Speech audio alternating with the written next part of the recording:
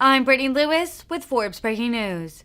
During a White House press briefing on Wednesday, Karine Jean-Pierre was confronted about the definition of a recession by a reporter.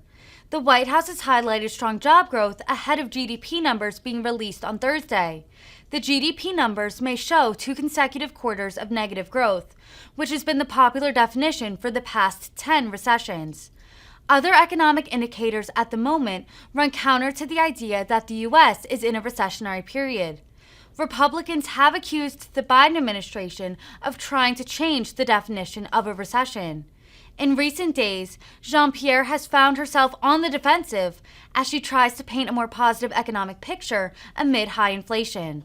Great, but so as you talk about plans on the other side, it was this president's plans that contributed to inflation, right? No, it was not.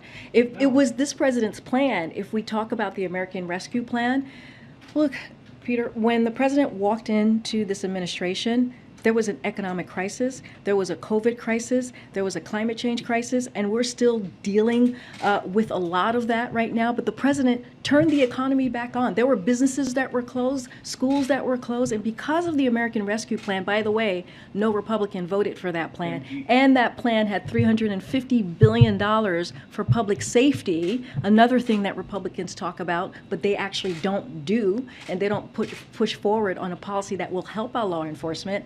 That plan helped put us in a stronger labor market and help make our economy stronger. And so that is what is happening. It is not the president that has created inflation. There are also outside factors that has led us to where we are today. If things are going so great, though, then why is it the White House officials are trying to redefine recession? No, we're not redefining recession. If we all understand a recession to be 2 consecutive quarters of negative GDP growth in a row, and then you have White House officials come up here to say, no, that's not what a recession is. It's something else. How is that not redefining recession? Because that's not the definition. That is not the definition. Brian Deese said in 2008, of course, economists have a technical definition, which is of a recession, which is 2 consecutive quarters of negative growth. I can tell you this. Yesterday he said 2 negative quarters of GDP growth is not the technical definition of a recession. It is What not. changed? It is not. Why did he say that It was? is not. I can What's the I can difference other speak than who the to president I is? can speak to what he said yesterday in front of all of you, which is the last thing that you just repeated.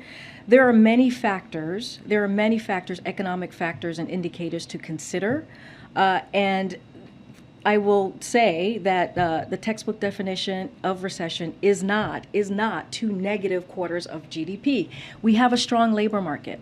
We have business that's investing. We have consumers that are also very much, in investing and purchasing. That is incredibly important. We have 3.6 unemployment. You do not see that in a pre-recession, and you do not see that in a recession. So the factors that we are seeing right now, the economic indicators, does not show that we're in a recession. And I'll read, since you gave me some quotes, I'll give you some as well. In 2009, the St. Louis Fed said, while the popular definition of recession is 2 consecutive quarters of negative real gross domestic product GDP growth, the NBER, which we have mentioned many times in this room, does not strictly abide by this designation.